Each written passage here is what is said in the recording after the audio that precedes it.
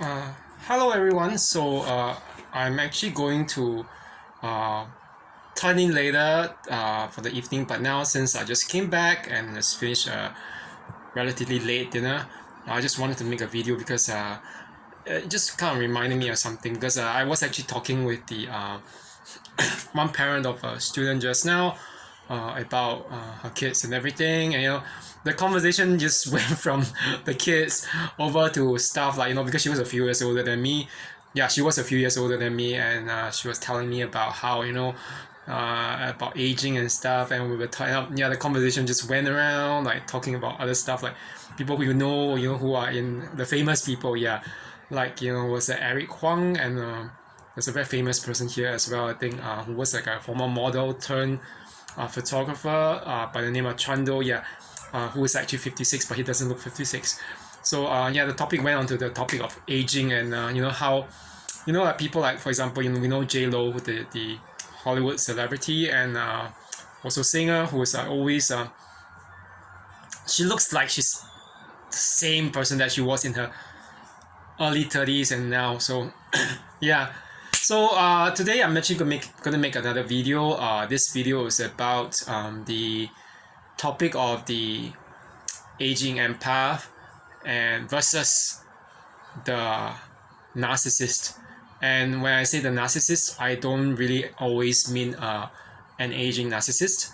Although we know that age is inevitable, but I'm also referring to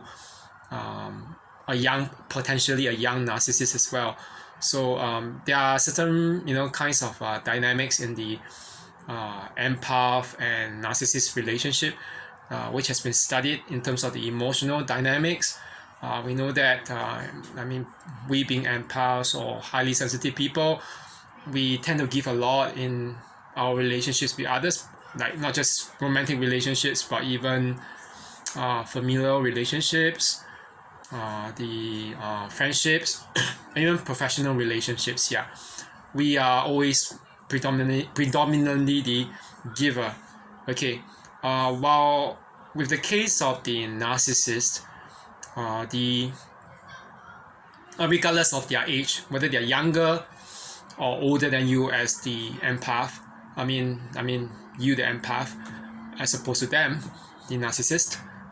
Regardless of the age difference or the age gap, whoever is older or younger, the narcissist is always predominantly the taker. Yeah, the taker. They take and take and take, and they do not ever really give.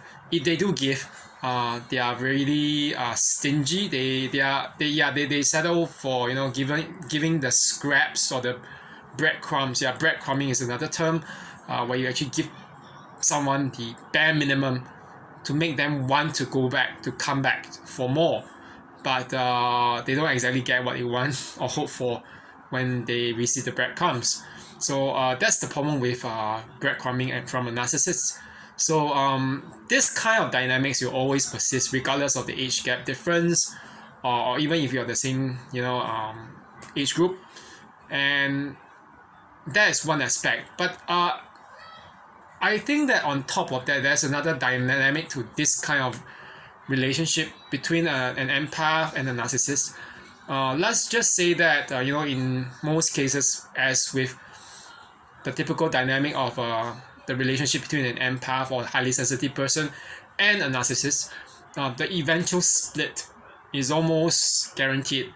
Okay, and I think that at this point, that most empaths would be wondering, I reach for most of them, when they do experience that and they look back on their lives. I think especially for the aging empath, you'll be thinking that what is it with my life? I've reached my 30s, my 40s, my 50s, and for some of them, even their 60s. But given a large part of my time to this kind of people or to this kind of person, it could be one person, it could be a string of them. The empath will look back and wonder, what did I do? What did I waste my life on? And who did I really love? Was it even real to begin with? And that's I think at this point in time, the empath will also look back and realize, oh, I've lost quite a few years months of my time with these people. They've aged me in the process, and now I'm not just like, I might not be really at the best, the top of my game. My health might be failing me. And then for those who are more conscious of their looks, I mean, among the empaths, I'm not saying that only narcissists. At this point, I'm not just saying that only narcissists are also concerned about looks. It's a very normal human thing to want to look good, actually, and to be look the best that we can be. So the aging empath would probably look back and wonder, maybe there's a pressure to actually look good. They might decide, okay, I want to spend time or money as well on things like, facial treatments, going to see the skin doctor or plastic surgeon, getting treatments or certain things like Botox. I mean, there's nothing wrong from my perspective, but it does kind of reflect on the aging empath. And I kind of realized that, after that conversation with the student's mother, she said, that I met my my friends from high school, and it's just kind of odd. She said that everyone is aged, and she said some of them, like even among her friends, some of them might even have had a stroke or two due to health complications. And right now I'm in my 40s. I'm almost like probably in my mid 40s. And I started realizing, I don't really have a lot of years left until I reach my 50. Right now I'm looking young. I'm actually went to see doctor to ask him about my scalp condition, and I also do stuff like exercising regularly and watching my diet. But that aside, it just dawned on me. I can't, as an empath, we know, or even as humans, we know that we can't stop aging. Things like, there might be wrinkle, furrow lines around here. You just won't look as young as you used to. And I can't expect to look like the person that I was in my 20s. I told some friends, in my 20s, my skin was really, really way better than my skin. Now people say, yeah, I have good skin and everything, but that is for my age, yes. For someone in my 40s, I have really, really good skin that looks almost I'm in my 20s. But I would say, even honestly, that in my 20s, my skin was even better than this. And it was, I just told some friends, that my skin had a really pinkish glow to it. Now, instead of the pinkish glow, I have a few like freckles here and there, age spots. I can't do much except use what is recommended by a doctor or what I get in the pharmacy. So but just to go back to this about the aging empath versus a narcissist. So that I just want to assure that everyone, especially as Valentine comes even nearer, it beckons nearer. That as empaths, especially for those who are alone, we start thinking not just about the time we wasted with narcissists or toxic people, but we also start wondering, what do we lose? And there's pressure to go and look good, and I can't even say that I'm blameless, because I look on my table and see, oh my goodness, I bought so much stuff when I was in Korea, bombing my money on skincare, and I spent money on teeth whitening, and I also did a bit of a makeover. Just I have pictures to prove those makeovers, and while I finished my fitness competitions, but I just want to share that it doesn't matter. You don't always have to just look at the physical alone, especially as an empath. I kind of think about it, and I just realize, just in retrospect, most of y'all might know that my grandmother, my maternal grandmother, who was the last surviving grandparent that I had since my 20s, she actually just passed away last year. I think that her death actually started making me think. We say that people might argue whether there's life after death or whether there's an afterlife.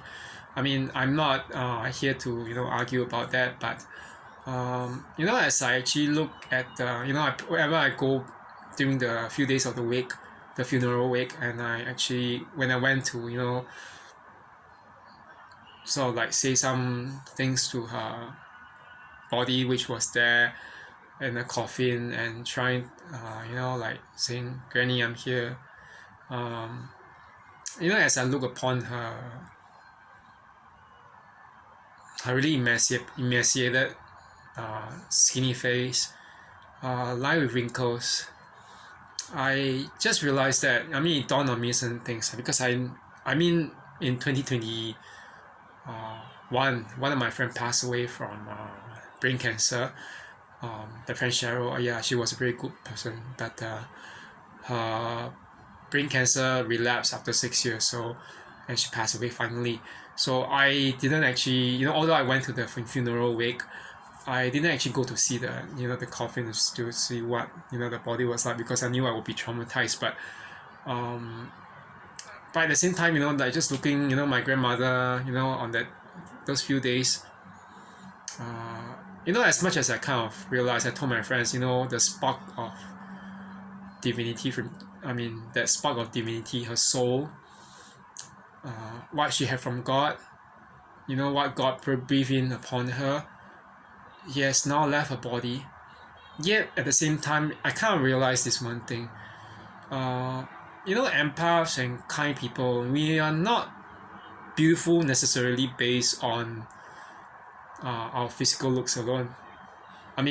Some of us might be really good looking, and we might either be handsome or beautiful, but it's not just the looks or even the body that makes you look attractive as an empath.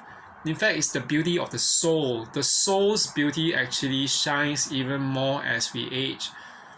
And I kind of realized that, especially thinking about those few days when I was at the wake of my granny, and I realized, oh, you know what? This is something that you will never find in narcissists. They don't have a beautiful soul to begin with, because they don't even have one soul. If they have a soul, it doesn't belong to them. It belongs to the devil, or to demons, or whatever evil entities they are serving. So of course, I'm not saying that only empaths will want to look good, because we know that, like, narcissists, especially somatic narcissists, they go to extremes. I know quite a number of, I've encountered my fair share of narcissists, including not just my last ex, the second ex in my life, but quite a number of years ago, but also things like people like narcissistic friends, and narcissistic ex-bosses, or former landlords, or roommates, things like that.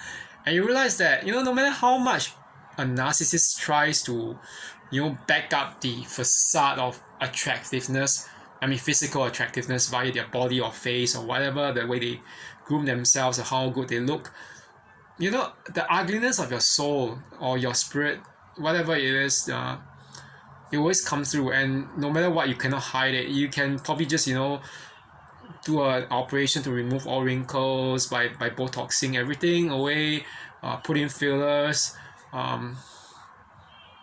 but you just can't hide the ugliness of your soul if you're that person, if you're that narcissist. So it doesn't matter whether you're young or old as a narcissist. Ultimately, your ugliness will come through. Yeah. So I just want to just offer this out to those empaths who are considering, this time during Valentine's, I'm actually very lonely, and whatever, this kind of thoughts come up during Valentine's Day, because after all, it's a day when we're supposed to celebrate love and being in a relationship. But I just want to just offer this kind of comforting words to say that, to remind y'all that even if you are physically alone, you're not that the ugly person that those narcissists claim that you are.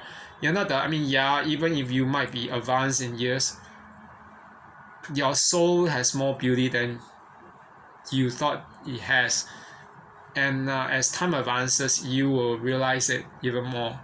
Okay, so that's it for now, and I'll make another video about Valentine's Day again, about love scams. Otherwise, have a good one. Okay, everyone. Okay, thanks. Bye bye.